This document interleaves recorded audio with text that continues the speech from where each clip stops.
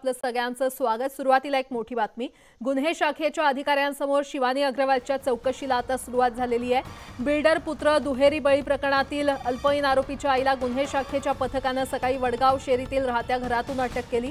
अल्पवयीन आरोपीची आई शिवानी अग्रवाल हिच्यावर रक्त नमुने बदलण्याचा ठपका आहे आणि गुन्हे शाखेच्या पथकाने शिवानी अग्रवाल हिला अटक केल्यानंतर प्राथमिक चौकशीसाठी गुन्हे शाखेच्या युनिट 4च्या कार्यालयात आणलं होतं। यानंतर बाल न्याय मंडळाच्या परवानगीनुसार गुन्हे शाखेचे पथक शिवानी अग्रवाल हिला घेऊन बाल सुधार गृहात असलेल्या अल्पवयीन आरोपीच्या चौकशीसाठी जाणार आहे। रक्त नमुने बदली प्रकरणात अल्पवयीन आरोपीची गुन्हे शाखेचे अधिकारी चौकशी करणार आहेत।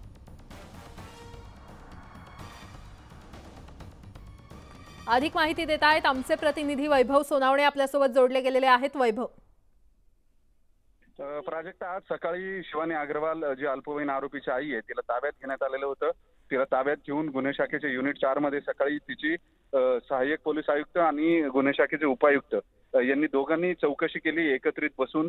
त्यानंतर काल जी बाल न्याय मंडळाने जी परवानगी पोलिसांना अल्पवयीन आरोपीच्या चौकशीची दिलेली होती तिथं तिला नेण्यात येते। कारण ही चौकशी JJB समोर बाल न्याय मंडळाच्या आदेशानुसार पालक उपस्थित असणं गरजेचं असतं। त्यामुळे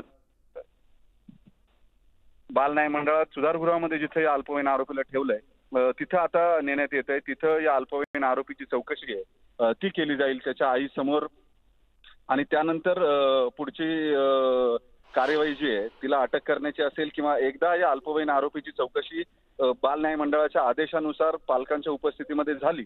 पालक म्हणून केवळ आईच आतापर्यंत बाहेर होती, वडील आणि आजोबा जे आहेत त्यांना यापूर्वीच अटक करण्यात आलेली आहे। त्यामुळे आईची उपस्थिती जी आहे ती महत्वाची होती। गेले 4 दिवस शिवानी अग्रवाल ही फोन बंद करून गायब झालेली होती। तिला अटक करणार ही बातमी न्यूज 18 लोकमतनं 4 दिवसांपूर्वीच दिलेली होती। त्यानुसार तिला आज ताब्यात घेण्यात आलेलं आहे आणि दुपारच्या सत्रामध्ये इथली चौकशी झाली। बाल न्याय मंडळाच्या आदेशानुसार जी चौकशी करायची आहे सुधारगृहामध्ये या अल्पवयीन आरोपीची ती चौकशी झाल्यानंतर त्यांना शिवानी अग्रवालला घेऊन गुन्हे शाखेचे पोलीस जे आहेत ते पुन्हा परत येतील।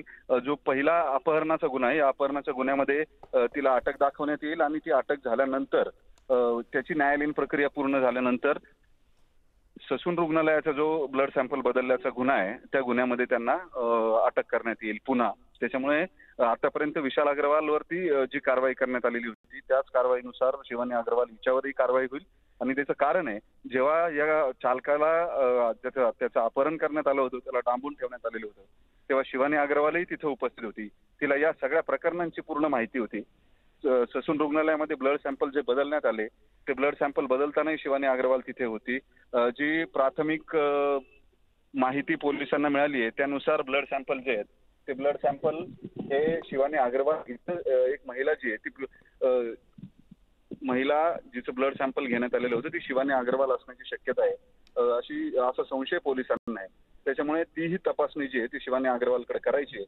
मात्र या गुन्ह्यातली सगळ्यात मोठी मोमेंट जी आत्ताची असणार आहे ती म्हणजे जो अल्पवयीन आरोपी आहे ज्यांना हा गुन्हा केलाय त्याच्याकडे गुन्ह्याच्या कामानं चौकशी करण्यासाठी म्हणून पहिल्यांदा पोलिसांना परवानगी मिळालेली आहे। 2 तासच ही वेळ जी आहे ती देण्यात आली आणि या वेळेला त्याची चौकशी करण्यात येत असताना ज्युव्हेनल जस्टिस ऍक्ट नुसार ही चौकशी करावी लागते बाल हक्क कायद्यानुसार, ज्याच्यामध्ये सूचना देण्यात आलेल्या आहेत की या आरोपीच्या समोर पोलीस गणवेशामध्ये जाणार नाहीत। दुसरी गोष्ट, त्याला पोलीस ठाण्यामध्ये नेऊन किंवा पोलीस आयुक्तालयात नेऊन किंवा पोलिसांच्या एस्टॅब्लिशमेंटमध्ये नेऊन त्यांच्या कुठल्याही कार्यालयात नेऊन त्याची चौकशी करता येणार नाही। त्यामुळे त्याची चौकशी करताना एक टर्म वापरण्यात आलेली आहे, चाइल्ड फ्रेंडली असं त्याला म्हटलंय। म्हणजे लहान मुलांच्या सोयीसाठी किंवा त्यांना योग्य वाटेल, कुठलाही दबाव येणार नाही, त्यांच्यावर ताण येणार नाही, अशा जागेची निवड करून ती चौकशी जी आहे ती करावी लागणार आहे। ती करत असताना बाल न्याय मंडळाचे एक सदस्य जे आहेत ते सुद्धा तिथे उपस्थित असतील, पालक म्हणून शिवानी अग्रवाल उपस्थित असेल। या सगळ्या चौकशीच्या दरम्यान आता हा अल्पवयीन आरोपी जो आहे तो नेमकं पोलिसांना काय सांगतो, तो कबुली देतो का, या सगळ्या गोष्टी ज्या आहेत त्या महत्वाच्या असणार आहेत। पोलिसांनी यापूर्वीच बाल न्याय मंडळासमोर या आरोपीला संज्ञान म्हणून त्याच्यावर खटला चालवायची परवानगी मागितलेली आहे, ज्याची प्रक्रिया साधारणपणे 1 महिना ते 3 महिना चालते, 3 महिने चालते। त्याच्यामुळे आता या गुन्ह्याच्या दृष्टीनं सगळ्यात महत्वाची बाब जी असणार आहे ती जो आरोपी आहे तो आरोपी या बाबतीमध्ये काही माहिती चौकशीत पोलिसांना देतो का हे पाहणं महत्वाचं ठरणार आहे। प्राजक्ता, बरं, वैभव, आणखी एक महत्त्वाचं, विशाल अग्रवाल, सुरेंद्र अग्रवाल आणि तावरे असतील किंवा हळणोर असतील, हे आता अटकेत आहेत. त्यांच्याकडून चौकशीमधून आतापर्यंत काय काय समोर आलेलं आहे? प्राजक्ता, या सगळ्यांचे दोन वेगळे वेगळे गुन्हे आहेत. एक ससून रुग्णालयाचा गुन्हा जो आहे तो वेगळा आहे, रक्ताचं सॅम्पल बदलल्याचा. चालकाला अटक केल्याचा गुन्हा जो आहे तो गुन्हा वेगळा आहे. या अशा परिस्थितीमध्ये सगळ्यात महत्वाची बाब जी असणार आहे ती ससून रुग्णालयातले ब्लड सॅम्पल्स बदलण्याच्या प्रकरणामध्ये आरोपींच्या तावरे आणि हळणोर हे आरोपी असणार आहेत. त्याबरोबर सगळ्यात पहिले विशाल अग्रवालला जी अटक करण्यात आलेली होती, पालक जे आहेत या पालकांना फारसं हे न दिल्याचा गुन्हा जो आहे तो दाखल करण्यात आलेला होता आणि त्याच्यामध्ये विशाल अग्रवालला अटक करण्यात आलेली होती. सुरेंद्र अग्रवाललाही त्याच प्रकरणामध्ये, चालकाला अटक करण्याच्या प्रकरणामध्ये सुरेंद्र अग्रवालला अटक करण्यात आलेली होती. या सगळ्या प्रक्रियेमध्ये त्यांनी जी माहिती पोलिसांना दिली आहे त्यानुसार वेगवेगळे आरोपी जे आहेत त्यांचा सहभाग काय आहे, या सगळ्या गुन्ह्यांची चौकशी जी आहे ती सुरू आहे. विशाल अग्रवाल आणि सुरेंद्र अग्रवाल यांना अटक करण्यात आलेलं होतं. त्यांनी न्यायालयामध्ये जे सबमिशन दिलं त्याच्यानुसार त्यांना ताब्यात घेतलेलं नाही असं सांगण्यात येत होतं. मात्र प्रत्यक्षात तसं झालं नाही. या सगळ्या आरोपींनी नेमकं काय काय केलंय याचे एक एक पुरावे जे आहेत ते पोलीस गोळा करतायत, जे त्यांना खटल्याच्या कामात, न्यायालयीन कामामध्ये उपयुक्त ठरणार आहेत. ती चौकशी जी आहे त्या चौकशीमध्ये काही खुलासे झालेले आहेत. 3 लाख रुपये हे श्री हरी हळणोळ आणि घटकांबळे जो वॉर्ड बॉय होता त्याच्याकडून पोलिसांनी तपासामध्ये जप्त केलेले आहेत. या सगळ्या प्रक्रियांमध्ये वेगवेगळ्या पातळ्यांवरती हा तपास सुरू आहे. 3 वेगवेगळे गुन्हे आहेत. एक मूळ अपघाताचा गुन्हा आहे. त्या अपघाताच्या गुन्ह्यामध्ये सुद्धा जे अल्पवयीन सहकारी मित्र जे ते अल्पवयीन आरोपीचे ते गाडीमध्ये बसलेले होते. त्यांनी याबाबतचे जबाब जे ते पोलिसांना दिलेले होते आणि अल्पवयीन आरोपी हाच गाडी चालवत असल्याचं सुद्धा त्यांनी सांगितलेलं होतं. त्यामुळे या सगळ्या प्रक्रियेमध्ये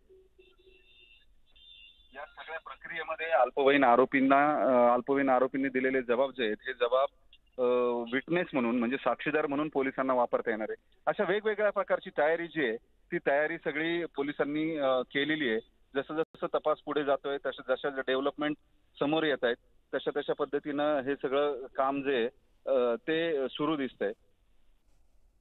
बरं वैभव, शिवानी अग्रवाल आणि वेदांत अग्रवाल या दोघांचीही चौकशी समोरासमोर केली जाणार आहे.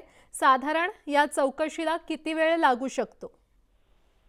मी थोडी दुरुस्ती करतो पुन्हा एकदा प्राजक्ता. शिवानी अग्रवाल हिची वेदांत अग्रवाल याच्या समोर चौकशी केली जाणार नाहीये. बरं, वेदांत, माफ करा, अल्पवयीन आरोपी जो आहे त्या अल्पवयीन आरोपीच्या समोर शिवानी अग्रवाल हिची चौकशी केली जाणार नाही. जी चौकशी केली जाणार आहे ती केवळ अल्पवयीन आरोपीची केली जाईल.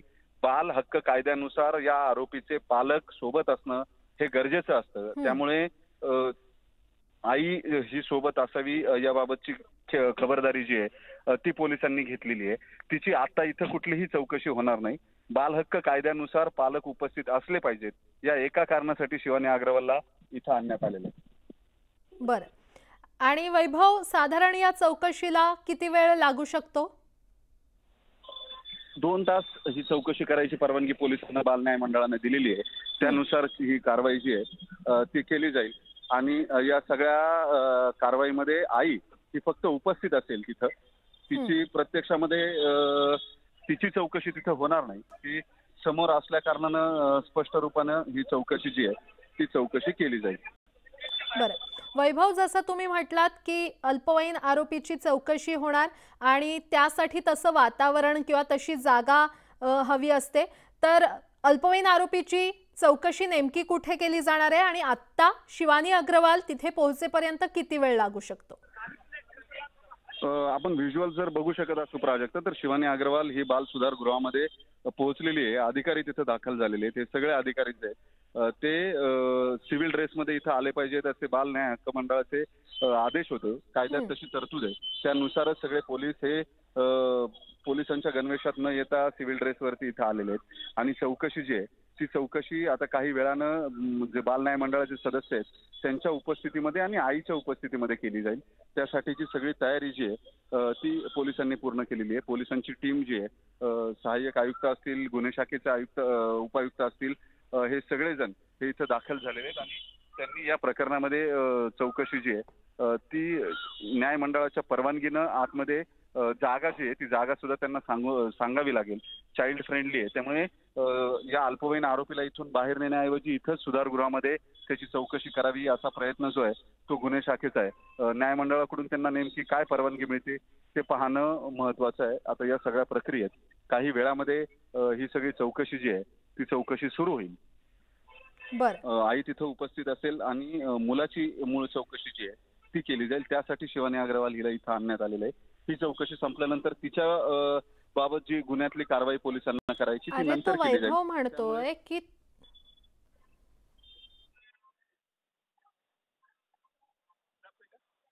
निश्चितच वैभव, अपडेट घेत राहू. तुर्तास धन्यवाद या सविस्तर माहितीसाठी. आणि यावर अधिक बोलण्यासाठी किंवा या कायदेशीर बाबी आपल्याला समजावण्यासाठी कायदेतज्ञ मिलिंद पवार देखील आपल्यासोबत जोडले गेलेले आहेत. मिलिंदजी, आपलं न्यूज 18 लोकमतमध्ये स्वागत आहे. गुन्हे शाखेच्या अधिकाऱ्यांसमोर आज शिवानी अग्रवाल म्हणजेच अल्पवयीन आरोपीच्या आईची चौकशी होणार आहे. तसंच अल्पवयीन आरोपीची देखील चौकशी आज होणार आहे. काय काय कायदेशीर बाबी असू शकतात आज? आता याच्यामध्ये आपण जर पहिल्यापासून पाहिलं तर ज्या दिवशी घटना घडली त्या दिवशी त्या अल्पवयीन मुलाला पोलिसांनी ताब्यात घेतलं. नंतर त्याची रीतसर मग अरेस्ट म्हणता येणार नाही पण त्याला ताब्यात घेऊन बाल गुन्हेगार न्यायालयात पाठवलं. आणि त्यानंतर पुढचा तपासाचा भाग म्हणजे याच्यामध्ये वडिलांनी निष्काळजीपणा केला. अल्पवयीन असताना त्याला गाडी दिली चालवायला, तो पबमध्ये गेला, दारू प्याला, हे जे काही चार्जेस त्यांच्यावर ठेवले तर त्या अनुषंगाने आजच्या स्थितीला वडील त्याचे कस्टडीमध्ये आहेत. ते वडिलांनी निष्काळजीपणा, कारण आता कायद्यामध्ये बदल केला आहे आणि त्यानुसार वडील पण दोषी असू शकतात किंवा आहेत. त्यांनी मुलाकडे दुर्लक्ष केलं आणि त्या दुर्लक्षपणामधून ही घटना घडली आणि म्हणून वडिलांना ताब्यात घेतलं. आणि त्याच अनुषंगाने आज एक तपासाचा भाग म्हणून माझ्या माहितीप्रमाणे त्या अल्पवयीन मुलाच्या आईला पोलिसांनी ताब्यात घेतले, अटक केली. पण तिच्यावर जर अटक केली तर तो एकंदरीत तो भाग जर पाहिला तर तिच्यावर असा चार्ज ठेवला आहे. म्हणजे हे सगळं आता न्यूजमधनं कळतंय की ससूनमध्ये ज्या वेळेला त्याला नेलं त्याचं ब्लड सॅम्पल, तर ते ब्लड सॅम्पल करण्यासाठी ह्या आईने काहीतरी तिथं पोलिसांथ्रू तो डॉक्टरांवर दबाव आणला आणि ह्या मुलांच्या ऐवजी दुसरं कोणाचं तरी घ्या, माझं ब्लड घ्या किंवा मी तुम्हाला दुसरे लोक देते त्यांचं ब्लड घ्या, असं काहीतरी प्रेशर दबाव आणला असं त्यांच्यावर चार्ज होता. म्हणजे त्यामध्ये थोडक्यात तपासामध्ये अडथळा केला किंवा आरोपीला की त्या अल्पवयीन गुन्हेगाराला मदत होईल या दृष्टीने त्या बालकाच्या मातेने आईने प्रयत्न केले. हा चार्ज ठेवून जर तिला अटक केली असेल तर आज बाल जे काही इन्क्वायरीसाठी त्याला घेऊन गेले तिथं आता, तर त्या बाल गुन्हेगार न्यायालयामध्ये तो मुलगा आणि त्याची आई त्यांची आमने सामने समोरासमोर बसून रुजवत घालतील. मुलाला विचारतील, बा आईने तुला हे सगळं तुला माहिती होतं का की तू पबला चाललाय, तू दारू पितो, तुझं वय लहान असताना तू गाडी चालवतो, ह्या गोष्टी आईला माहिती होत्या का? तो जर हो म्हणला तर त्या आईला तर ऑलरेडी आरोपी केलेलंच आहे. आणि दुसरी गोष्ट, ब्लड सॅम्पलच्या संदर्भात ससून रुग्णालयात नेल्यानंतर कुठल्या डॉक्टरांनी काही यांनी प्रेशर केलं का, रक्त बदलायचा प्रयत्न केला का, ह्या त्या संबंधित त्या आईकडे चौकशी केली जाईल. आणि त्या बाबतीत ह्या मुलाला काय माहिती आहे का याबाबत चौकशी करतील. आणि अर्थातच तो बाल गुन्हेगार आहे, मग ह्याचं घरामध्ये वर्तन कसं होतं, हा कसा वागायचा, हट्टी आहे का किंवा मग हा काही ॲडिक्ट आहे का, हा काही इतरांना त्रास देतो का, या संदर्भात एक आई म्हणून त्याच्याकडे चौकशी करतील. आणि that is a part of investigation. बरं मिलिंदजी, धन्यवाद या कायदेशीर बाबी समजवण्यासाठी आपल्या प्रेक्षकांना. तर बाल सुधारगृहात अल्पवयीन आरोपीची आज चौकशी होणार आहे आणि त्याची आई शिवानी अग्रवाल हिची देखील गुन्हे शाखेच्या अधिकाऱ्यांसमोर चौकशी होती.